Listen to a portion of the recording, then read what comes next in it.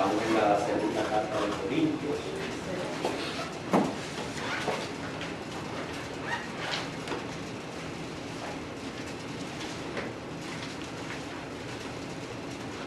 Y vuelvo y repito una y otra vez, nosotros no tenemos ningún tipo de apuro por terminar en ningún estudio, más cuando sabemos que la palabra de Dios es necesaria y soldada. Nunca vamos a terminar de aprenderla, de estudiarla, porque encontramos en cada versículo tantos temas que son tan importantes para nuestra vida espiritual, que se pueden sacar tanta tela de estudio, por eso es que vamos de una manera tan lenta. Y en el capítulo 11, recordando siempre que esta carta tuvo su propósito, por la cual fue enviada a la iglesia de Corintios.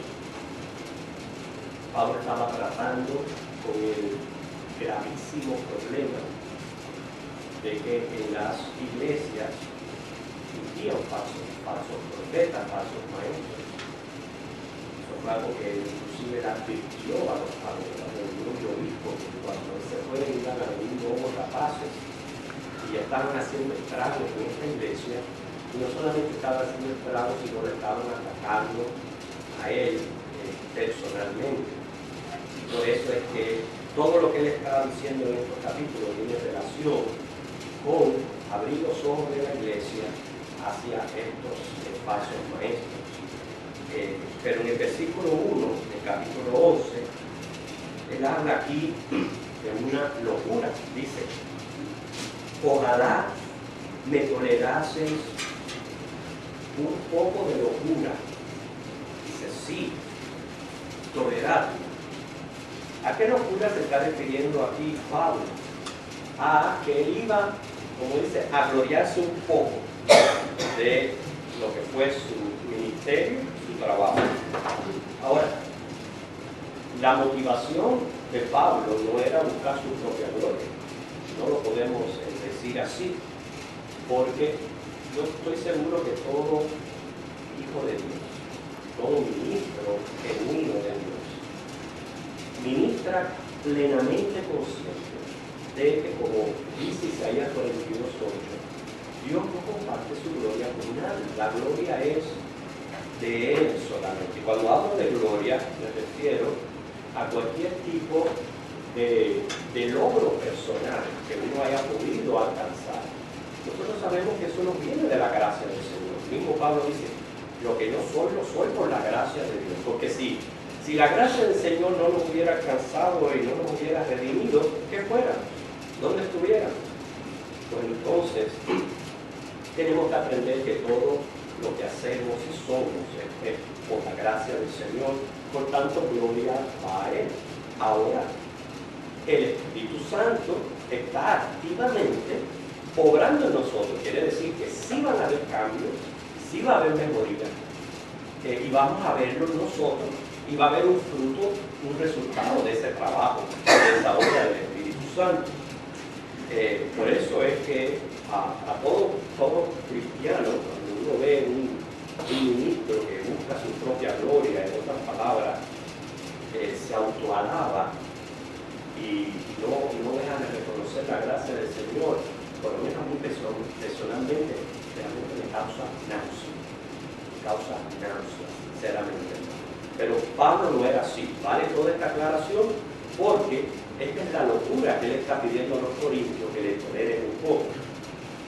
Pablo fue el que escribe a los filipenses diciéndoles: no hagan nada por vanagloria, sino con humildad. Es más, allí en Filipenses capítulo 2 él dice: estimen a otros como superiores a ustedes mismos. Y termina diciendo: hay en vosotros ese sentir que hubo en Cristo Jesús. ¿Sentir de qué? Sentir de siervos. Así que no era un hombre que para nada se autoalababa y se vanagloriaba. Él estaba persiguiendo un propósito por lo cual lo obligan prácticamente a realizar algo que él no quiere hacer. Él necesita poner al descubierto a los falsos apóstoles. ¿Por qué? Porque ellos sí tienen como característica común el autoalabarse. Aún así, él no se sentía bien procediendo de esta manera y humildemente se excusa. Él lo que estaba procurando era el bienestar de la iglesia de Corintio, por eso les pide que le tolerara un poco de esta locura de autoalabarse. ¿Cuál era la razón de su comportamiento? Lo presenta el versículo 2, y es el que yo le digo que son esos temas que encontramos en la Biblia, que nos dan una tremenda enseñanza, y aquí nos está hablando de un celo. Porque os celo con celo de Dios. Pues usted es desposado de un solo esposo para presentarlo como una virgen pura a Cristo. Vamos a concentrarnos en esa primera frase donde él menciona que la razón de su comportamiento era por el celo que él le tenía a los corintios. ¿Qué tipo de celo? Dice celo de Dios. Y eso es interesante. El celo, según el diccionario Vox, tiene varias connotaciones. Conocemos cuando los animales están en celo, es un tipo de celo. También se puede entender celo por el cuidado, esmero que uno toma para hacer algo, uno lo hace con celo. El más común es cuando uno tiene temor de perder a una persona o que otra persona sea preferida. Ese es el tipo de celo más común que conocemos, pero también la envidia viene a ser un sinónimo prácticamente de lo que es el celo. Así que hay muchos tipos de celo. Esto sí, el celo, que es, yo estoy seguro que es un sentimiento que todos aquí hemos experimentado de alguna manera u otra, sea bien dirigido o descontrolado, siempre va a ser una manifestación de amor. ¿Me explico? ¿Cuántos de aquí han sentido celo alguna vez?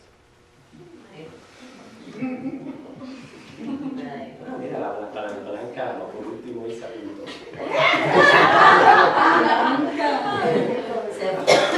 Si todos hemos sentido celo, siempre el celo, recuerde, va a ser consecuente del amor, pero no siempre amamos correctamente. Sabemos que está el amor a Dios, está el amor al prójimo, o a veces el amor a uno mismo. Y ese amor a uno mismo es el que puede convertir este sentimiento en algo malévolo.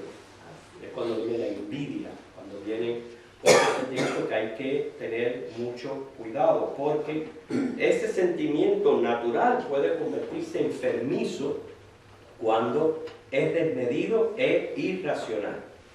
Y siempre va a resultar, aparte que es consecuente del amor, de un sentir de inferioridad o inseguridad.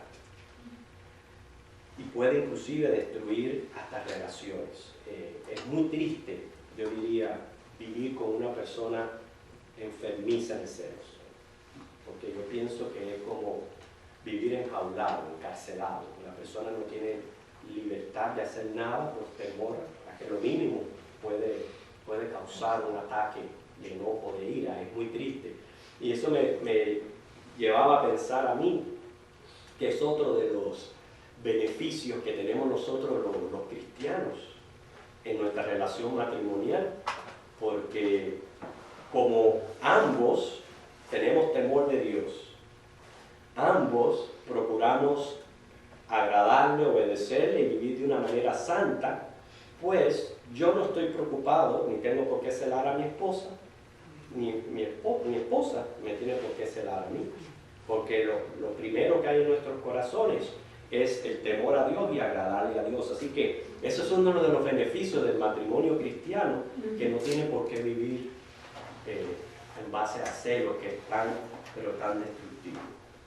En la Biblia, celo se emplea en tres sentidos como intolerancia hacia rivalidad o infidelidad, o como actitud que sospecha rivalidad o infidelidad, o hostilidad o envidia para con un rival, o alguien que se supone goce de ventajas.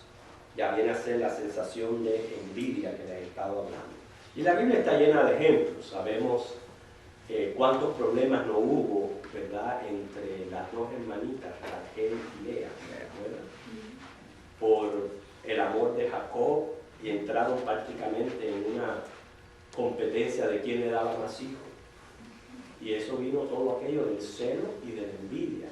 Pero yo pienso que uno de los casos más horrendos de celo que registra la Biblia, más devastadores, fueron, ¿quiénes? Es uno bueno, Caín y Abel, muy bien. Otro ejemplo bíblico, el de José, los hermanos de José.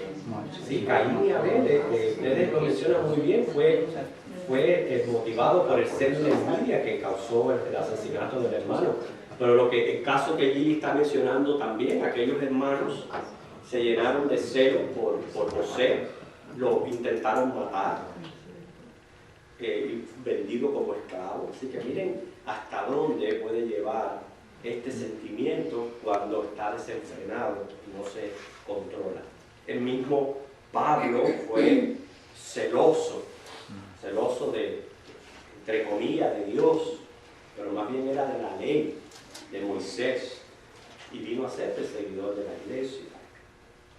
O sea que hay que tener mucho cuidado con este sentimiento. Sin embargo, Pablo dice que él amaba a los corintios porque les celaba, pero con celo de Dios. No es este sentimiento malévolo que nosotros experimentamos, sino celo de Dios. La Biblia revela que en efectivo Dios es un Dios celoso. Él es celoso de su pueblo Israel y por ende también celoso de la iglesia, de nosotros. Dios nos cela, inclusive ahí en Éxodo 20, que es donde aparece el decálogo, los 10 mandamientos, ahí aparece la frase: yo soy Jehová, tu Dios, fuerte, celoso. Quiere decir que Dios nos ama a medida que nos cela, y más a nosotros, ¿verdad?, que fuimos comprados por la sangre de Cristo, que Él nos redimió de pecado para poseerlo. Bueno, pues Dios nos ama de esa manera. Y cada uno de nosotros individualmente debe de verse así y de sentir ese amor de Dios. Amor que lo lleva a celarnos. No ser en el sentido, número uno, bien importante, que Él no tolera dioses rivales. Es importante esa frase. Si usted lo va a encontrar no solo en Éxodo 25, Éxodo 34:14, Deuteronomio 4:24, en Isaías 54:5, Ezequiel 16, Osea 2. Dice: Dios no tolera dioses rivales. Sabemos cuántas veces Israel provocó ahí a Dios por irse a los dioses ajenos. Pero hermano, en el Nuevo Testamento también se nos advierte ahí diciéndonos que estamos en el verdadero, que es Jesucristo, que no tengamos ídolos. Que Dios nos ama, nos cela. Vamos a recibir todos los beneficios de esta gracia, todos sus favores, pero también tengamos pendiente que Él nos quiere primariamente. Dios nos quiere para Él. Por eso nos llama santos, por eso nos ha separado, para que seamos de Él exclusivamente.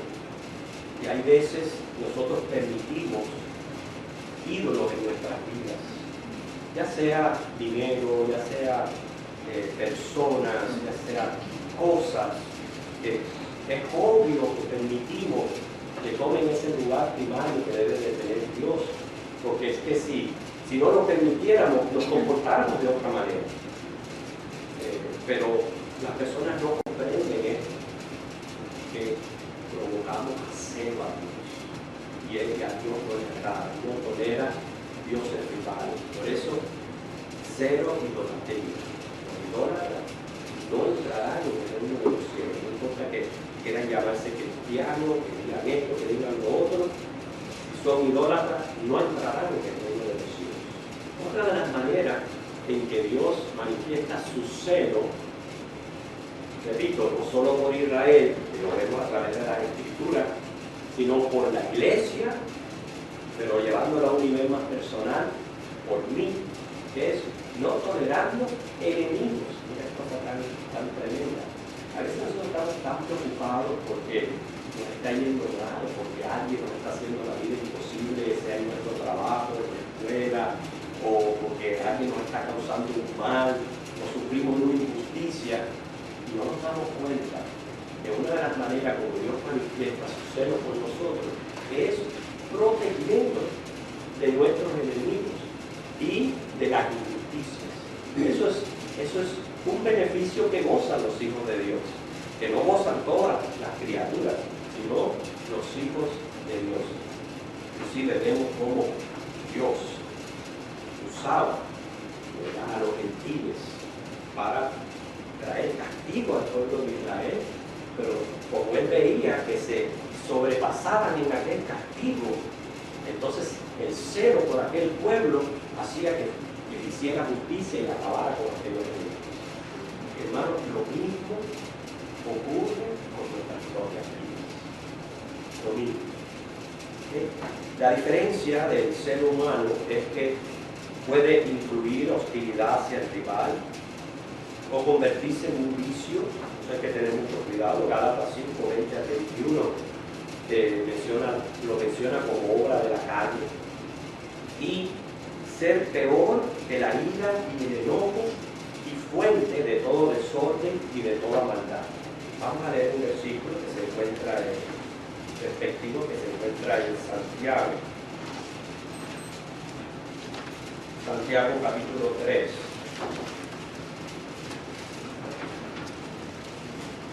Versículo 14 al 16.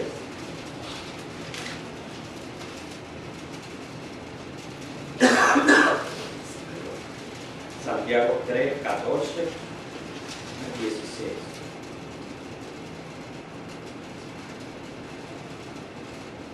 Vamos a leer desde el 13 para tener un poquito de base aquí acerca de lo que está diciendo Santiago. Dice: ¿quién es sabio y entendido entre vosotros? Muestre por la buena conducta sus obras en sabio mansedumbre. Pero si tenéis celos amargos, ya este es el celo enfermizo, no es el celo de Dios, sino celos amargos y contención en vuestro corazón, no jactéis ni mintáis contra la verdad, porque esta sabiduría no es la que desciende de lo alto, sino terrenal, animal, diabólica. Porque donde hay celos y contención, ahí hay perturbación y toda obra perversa. ¿Está libre la iglesia de que surjan estos sentimientos que está hablando aquí Santiago? Claro que sí, claro que no está libre.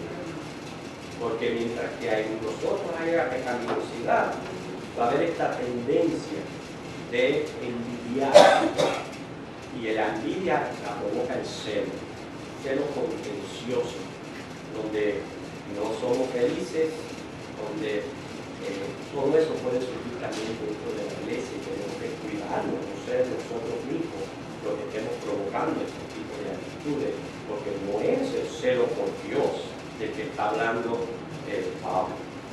Pablo está hablando de otro tipo de celo que hombres han experimentado por la santidad de Dios. Les cuento, Fines, un personaje bíblico, el hijo de Eleazar, hijo de Aarón, y se cuenta que Israel está morando en Sitín, pues comenzaron a fornicar con las hijas de Moab, pero no solamente a hacer algo que estaba prohibido para ellos, el Señor les dijo que se tenían que mantener puros y no podían contaminarse con otras naciones, no solamente comenzaron a contaminarse, sino ir tras los dioses ajenos, en este caso Baal-peor. Porque eso es lo que pasa con las influencias. Que uno cede, cuando viene a ver, ya está haciendo lo mismo que esas personas hacen. Y esto provocó que Jehová mandara a ahorcar a todos los príncipes de Israel. Cuenta el relato que un varón israelita, así nomás, fíjense para que ustedes vean la desfachatez, se puede decir, aún delante del mismo Moisés, pues trajo a una moabita delante de sus hermanos. Así, sí, ¿no? Sabiendo que aquello estaba mal. Bueno, Finés dice que tomó una lanza y los atravesó a los dos, tanto a él como a ella. Y que en el mismo momento que él les dio la muerte, la mortandad acabó. Es más, dice que murieron 24,000 personas. Y es, como dice, impresionante que la misma Biblia dice que el celo de Finés por Dios fue lo que hizo la expiación por el pueblo.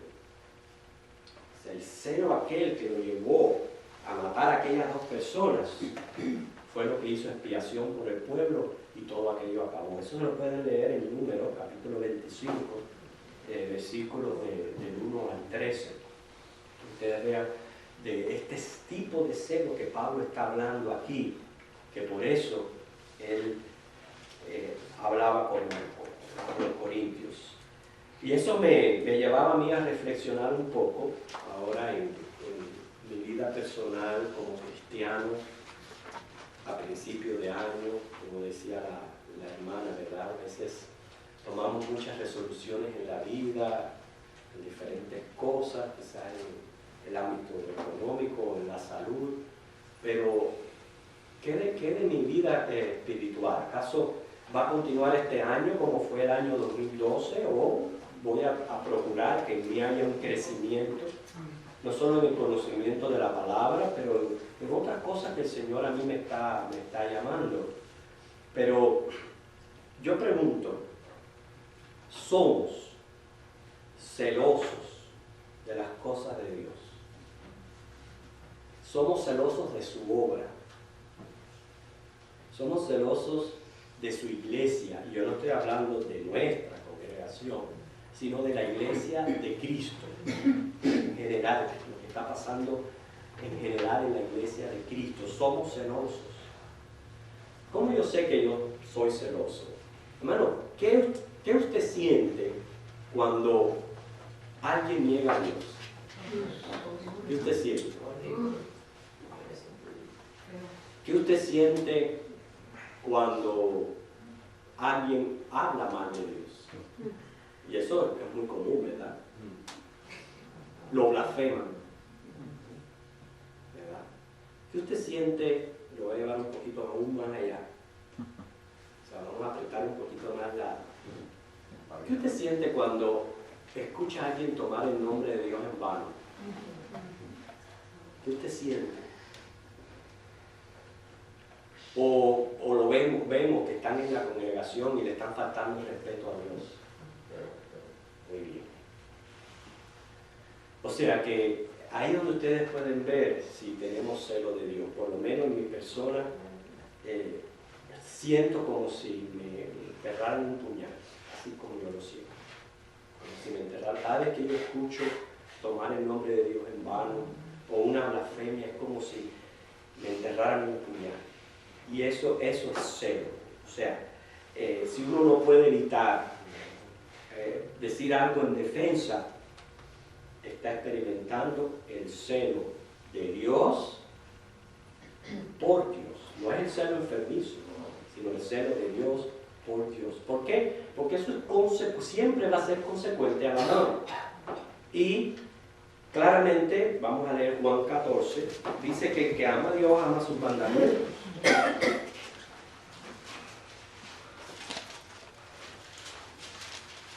Juan 14, versículos 15 y 21.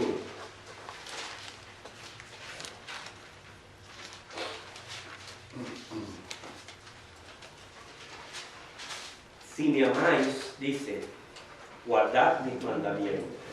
Dice el 21, el que tiene mis mandamientos y los guarda, ese es el que me ama. Fíjense, el que tiene los mandamientos y los guarda. O sea que cuando vemos que otros a nuestro alrededor, sin ningún tipo de importancia, quiebran los mandamientos de Dios, es así nomás. Claro que tiene que causar dolor en nosotros, porque es que no solo amamos a Dios, pero también amamos sus mandamientos. Hermano, por eso es que la vida del cristiano es una, no olvidemos, puede ser que estemos viviendo en un país donde aparecieran las paredes de este caminar parecieran elásticas. Lo que tratan es de empujarla y de ensancharla para que el caminar sea un poquito más liviano, porque eso es lo que tratan. Es así, como fueran elásticas. Pero hay que ser consciente, el caminar del cristiano es estrecho. Y es una vida de abstenencias. Y es una vida de decir no. Y es una vida de no ser relativista. O sea, de no estar cediendo a las cosas. Nosotros tenemos que ser cristianos firmes de convicciones. Por eso somos selectivos en lo que vemos, en lo que hacemos, a los lugares donde vamos. Tenemos que ser selectivos. Y así ha vivido siempre la cristiandad. Los cristianos de los primeros tiempos, ellos no iban a estos lugares donde, ¿cómo se llaman? Donde hacían los espectáculos, Coliseo. Los coliseos. Los cristianos no iban a eso, no participaban de los Juegos Olímpicos, no hacían muchas cosas porque sabían que eran cosas mundanas. Lo mismo tenemos que adaptarlo en el mundo en que estamos viviendo. Hay cosas que nosotros no debemos ver, cosas que nosotros no debemos hacer. Eso es, si amamos a Dios, amamos sus mandamientos y sentimos celo por Dios. Es que el celo de Dios no te permite a ti esas cosas, no te permite. Eso es lo que me lleva a pensar que realmente sí existe una distinción entre algunos cristianos. Y hay que ser conscientes, sea por que recientemente son convertidos o haya cierto grado de inmadurez, porque si usted no se alimenta, usted no va a crecer. Si usted no estudia la Biblia, usted no va a aprender. Y usted va a mantenerse en esos patrones erróneos. Y si no hace cambio, ahí va a estar 40 años. Y por eso que yo digo, hay cristianos antropocéntricos y cristianos teocéntricos. Los cristianos antropocéntricos, yo no dudo que la fe sea genuina de los tales, reciben a Cristo, vienen a Él y lo reciben como Salvador de sus almas. Pero lo reciben, ¿por qué? Porque le hablaron del infierno. Y porque le hablaron que si reciben a Cristo, se escapan de la condenación eterna. Y de cierta manera en su vida han experimentado ciertas consecuencias del pecado y se han dado cuenta que es verdad que si siguen caminando así van a llegar mal. Y entonces les ayuda venir a Cristo, que se escapan del infierno y evitan un poquito de consecuencias pecaminosas. Pero ustedes pueden ver, el centro sigue siendo yo. Por eso son antropocéntricos, sigue siendo yo.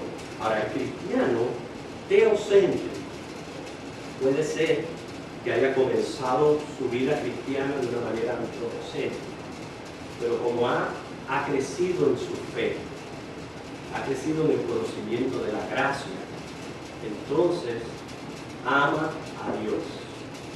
Y su motivación para la santidad de vida es el carácter santo de Dios. Fíjense, no es solamente el evitar una consecuencia del pecado, sino es más bien que yo no quiero ofender a ese Dios a quien yo adoro porque Él es 3 veces santo. Y esa es mi motivación para la santidad, es lo que me va a llenar a mí de celo por Dios, porque el cristiano teocéntrico, antropocéntrico, como está centrado en Él, va a ser relativista. Él no le va a importar que alrededor digan el nombre de Dios en vano, ni que lo blasfemen, ni que vean esto, ni que vean lo otro, ni que vengan aquí, ni que vayan allá. No le importa nada de eso, porque a él lo que le importa es escapar del infierno. Pero el teocéntrico sí va a sentir este celo. Y es su motivación para vivir una vida de santidad. Ahora, repito, aún este celo por Dios hay que controlar. No puede ser desmedido, desenfrenado, porque lo vaya a hacer que entonces nos volvamos insensibles a las necesidades de otras personas con las que Dios está trabajando y que son personas que necesitan crecimiento y madurez en sus vidas. Y, o sea, el celo por Dios significa una licencia para cortar cabezas. Se lo digo porque bien puede pasar. En otras ocasiones yo he mencionado aquí el tremendo ejemplo que tenemos en la iglesia bautista de Westboro, en Topeka, Kansas. Sabemos que, miren qué cosa tan terrible, que son considerados la familia más odiada de la iglesia. Porque ellos dicen que el celo por Dios, por la justicia, los hace hacer lo que hacen, todas esas protestas, de ser insensibles al dolor ajeno y de llevar un mensaje incorrecto. ¿Por qué? Porque es verdad, hermano. Yo veo para aprender, veo sus videos y hay parte de uno que dice, tienes razón, porque no es cosa más cierta que muchas de las cosas que están pasando en este país vienen por juicio, a causa de juicio. Ahora, no olvidemos que la gracia de Dios está, y usted no puede dar un mensaje de ira y de juicio si no da un mensaje de gracia y de amor, porque entonces está incompleto el mensaje. Ellos están dando un mensaje incompleto, nos están mal representando a los cristianos y más a los bautistas, tristemente a los bautistas. Pero es un caso que para que podamos ver donde el celo por Dios puede también convertirse en enfermizo, y hay que tener mucho cuidado cuando es amargo y contencioso. Pero sí este estudio yo lo encontré importante para prácticamente autoexaminarnos nosotros si es lo que yo estoy experimentando en mi vida, ya que estamos, como dice, viviendo en este mundo, que no somos del mundo. Si yo estoy experimentando este celo por Dios, y no solamente por Dios, también por su obra, por su iglesia, por nuestra congregación. Si usted escucha a alguien hablar mal de la congregación, ¿qué usted siente? Ese es celo, y es un celo bueno, es un celo bueno. Otra de las cosas más maravillosas para mí es saber y apreciar que Dios me cela. Me conmueve mucho eso. Saber que Él me cela de manera tal que me advierte, cuidado, no pongas ídolos delante de mí. Y me cela de manera tal que gozo de su protección en todo